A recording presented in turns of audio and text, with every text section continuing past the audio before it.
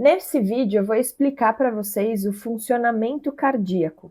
Para isso, a gente vai entender o que são os átrios, os ventrículos, as válvulas cardíacas e como tudo isso funciona. Então, esse vai ser o objetivo desse vídeo. E já aproveito para pedir para você se inscrever no canal, porque mais conteúdos serão produzidos e isso vai ajudar bastante. Então, vamos lá! Essa aqui é uma figura que, na verdade, é meramente ilustrativa, a gente não vai pensar se está certo a artéria indo para tal lugar, a veia chegando exatamente em tal ponto, mas é uma imagem que eu gosto bastante para a gente entender o funcionamento cardíaco. O coração dos mamíferos e dos mamíferos adultos, ele possui 4 câmaras cardíacas. Então, existem 2 câmaras de recepção, que estão aqui, e 2 câmaras que vão ejetar esse sangue. As câmaras de recepção a gente chama de átrio, então átrio direito e átrio esquerdo, e as câmaras de ejeção são os ventrículos, então o ventrículo direito e o ventrículo esquerdo. Átrio, esse nome vem das antigas casas, onde o primeiro lugar que as pessoas chegavam eram os átrios, que eram salas grandes de receber essas pessoas. Então, por isso que o que recebe são os átrios, e ventrículo quer dizer pequena cavidade. Então, são pequenas cavidades que vão ejetar, né, bombear o sangue para o corpo, e aí a gente vai ver o que cada lado faz. Então, do lado direito, eu vou fazer o fluxo do sangue, mas depois a gente vai entender como isso acontece em conjunto. Então, aqui do lado direito, a gente tem o átrio direito. Quando a gente fala, principalmente aqui, né, anatomia veterinária, a gente normalmente trabalha com animais quadrúpedes, não só, mas normalmente com animais quadrúpedes.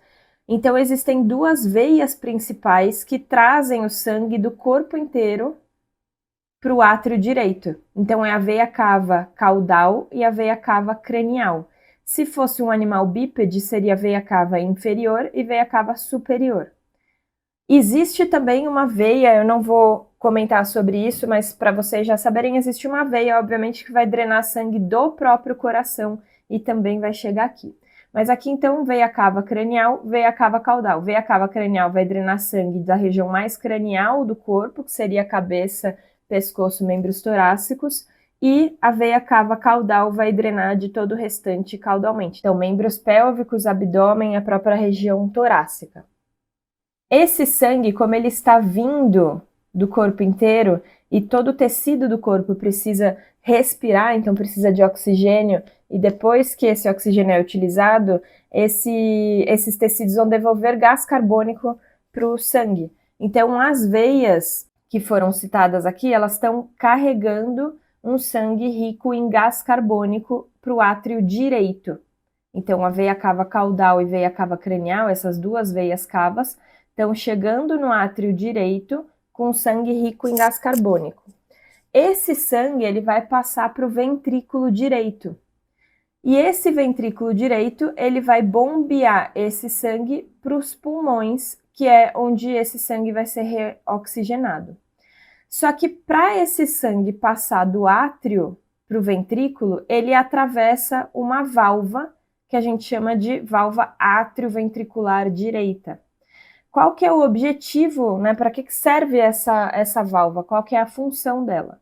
Quando esse ventrículo direito contrai para ejetar o sangue em direção aos pulmões, através dessa artéria que é o tronco pulmonar, então quando ele contrai, se não existisse nada aqui, esse sangue que está aqui no ventrículo direito, ele retornaria para o átrio direito.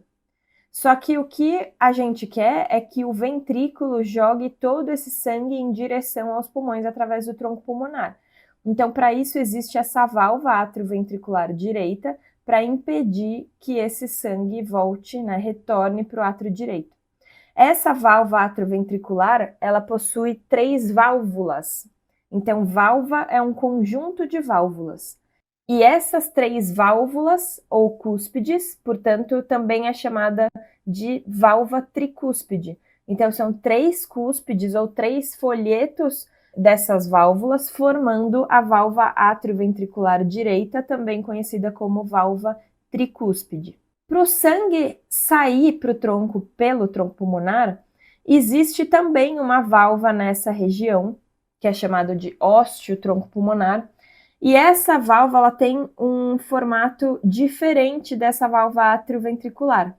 Então, aqui ela tem um formato de... são 3 semiluas que acabam fechando essa região. Então, quando o sangue ele é ejetado, ele precisa vencer essa força para conseguir abrir essa válvula, que chama válvula semilunar do tronco pulmonar. E assim que vence essa resistência dessa válvula, o sangue, né, vai acabar chegando nos pulmões através das artérias pulmonares. Para que essa válvula semilunar funciona? Para que o sangue que foi ejetado, então para que o sangue que tenha saído do ventrículo direito não retorne novamente para o ventrículo direito. Então ela acaba se fechando para que esse sangue não retorne para o ventrículo direito.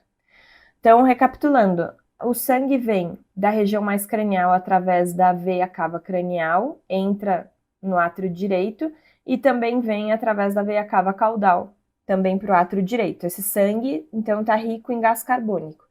Ele atravessa a válvula atrioventricular direita ou tricúspide, cai aqui no ventrículo direito. Quando esse ventrículo direito contrai, esse sangue é ejetado pelo tronco pulmonar e no final da contração desse ventrículo direito, essa válvula semilunar que fica aqui, ela se fecha e impede que esse sangue retorne para o ventrículo direito. Nos pulmões, esse sangue vai ser reoxigenado, e aí por isso agora o trajeto ele vai estar vermelhinho. Então, o que é azul é sangue rico em gás carbônico, o que é vermelho é sangue rico em oxigênio. Então, o sangue retorna para o coração através das veias pulmonares. Então, se você perceber, a artéria nada mais é que o vaso que sai do coração. E veia é o vaso que chega no coração. Ou seja, a artéria tem uma direção do centro para a periferia e a veia tem um sentido da periferia para o centro. Ou a gente poderia falar em centrípeto e centrífugo. Então, do centro para a periferia são as artérias, da periferia para o centro são as veias. Existem artérias que vão carregar sangue rico em oxigênio e tem artérias que carregam sangue rico em gás carbônico, como é o caso aqui das artérias pulmonares. Então, a artéria pulmonar carrega um sangue rico em gás carbônico e a veia pulmonar um sangue rico em oxigênio. Esse sangue chega do lado esquerdo, no átrio, então átrio esquerdo. O sangue também vai atravessar uma válvula atrioventricular, só que a gente falou aqui da atrioventricular direita, agora a gente tem a válvula atrioventricular esquerda. Como são duas válvulas, dois folhetos, ou seja, duas cúspides, a gente também chama de válvula bicúspide, que é conhecida também como válvula mitral. Então, aqui teriam 3 nomes para a válvula atrioventricular esquerda. Então, posso falar válvula atrioventricular esquerda, posso falar válvula bicúspide e posso falar válvula mitral.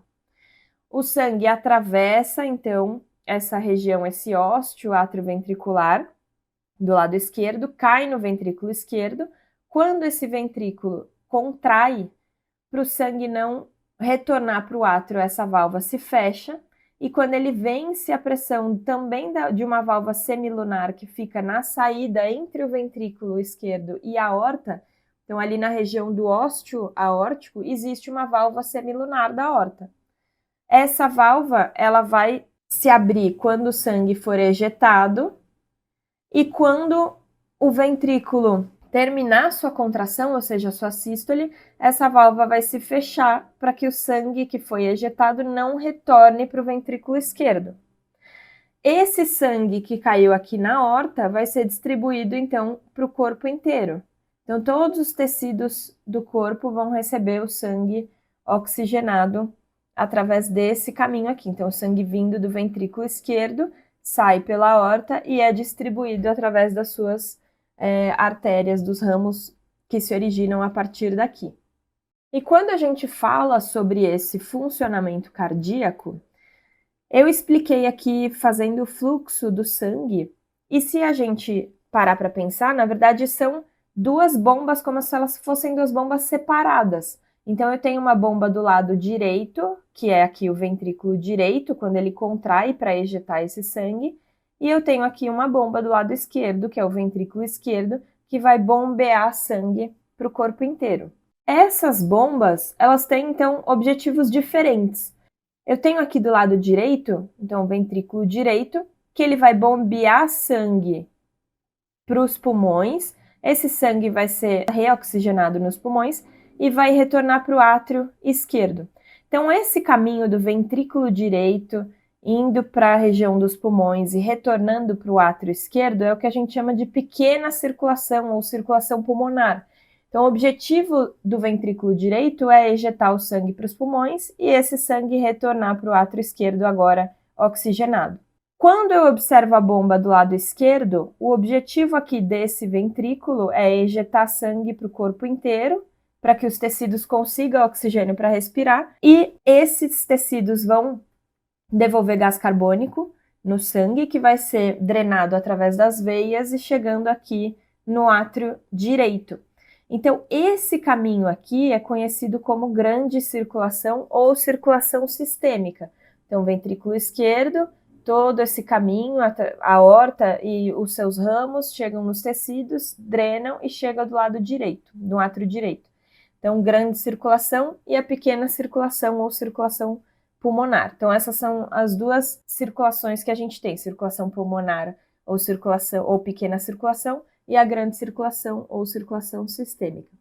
E é interessante a gente observar a grande e a pequena circulação, porque a pressão que eu vou precisar para que o ventrículo direito ejete sangue para uma região próxima, que seriam os pulmões, então o coração ele está próximo dos pulmões. Então essa pressão vai ser muito menor do que a pressão que o ventrículo esquerdo vai precisar promover para que esse sangue chegue no corpo inteiro. Então, um vaso que está bem distante do coração, ele também vai receber sangue oxigenado, justamente porque o ventrículo esquerdo gerou essa pressão necessária para que o sangue chegue a todos os tecidos do corpo. E mais uma coisa importante da gente entender é que, por mais que eu tenha explicado primeiro o funcionamento do lado direito, depois do lado esquerdo, os ventrículos eles contraem juntos, então de forma sincronizada. Portanto, quando a gente vai pensar de fato nesse fluxo sanguíneo acontecendo, a contração ventricular ela acontece de forma sincronizada. Então, ao mesmo tempo que o sangue do ventrículo esquerdo está sendo ejetado para a região da aorta e indo para todos os tecidos do corpo, o sangue que está do lado direito, no ventrículo direito, ele está sendo ejetado para os pulmões no mesmo momento. Então, essa contração ela acontece ao mesmo tempo, então a contração ventricular, e aí você tem o sangue do lado esquerdo sendo ejetado pela aorta e o sangue do lado direito sendo ejetado pelo tronco pulmonar. Agora que a gente entendeu como que funciona essa bomba cardíaca, a gente precisa entender a estrutura. Então, vamos agora observar essa imagem de uma peça anatômica e vamos entender um pouco a anatomia do coração. O coração, a gente enxerga ele como um triângulo, onde eu tenho aqui a base do coração, a base cardíaca. Aqui eu tenho o ápice cardíaco, então eu sei que isso daqui é ventrículo esquerdo e aqui eu tenho o ventrículo direito. Além disso, eu consigo observar duas projeções nessa vista. Essa daqui, essa estrutura, e uma estrutura que nessa imagem está pequena, mas que dá para observar aqui. Então, aqui eu tenho as aurículas, que são fundos cegos dos átrios. Aqui eu tenho a aurícula esquerda e aqui eu tenho a aurícula direita. Além disso, se eu acompanhar aqui o ventrículo direito, eu vou ter aqui o tronco pulmonar, que é essa estrutura aqui. Então, o ventrículo direito, ele ejeta sangue através do tronco pulmonar e esse tronco pulmonar vai originar a artéria pulmonar direita e a artéria pulmonar esquerda. Por isso, tronco, porque a ideia de um tronco de árvore originando outros ramos. Então, tronco pulmonar e as artérias pulmonares direita e esquerda. E aqui eu tenho a aorta. Então, eu tenho aqui o arco aórtico e aqui eu já tenho a aorta descendente. Existe a aorta ascendente, mas nessa imagem ela não está tão visível. E aqui os dois ramos que surgem no arco aórtico. Os átrios, a gente não consegue observá-los dessa vista. Essa vista do coração é o que a gente chama de vista esquerda.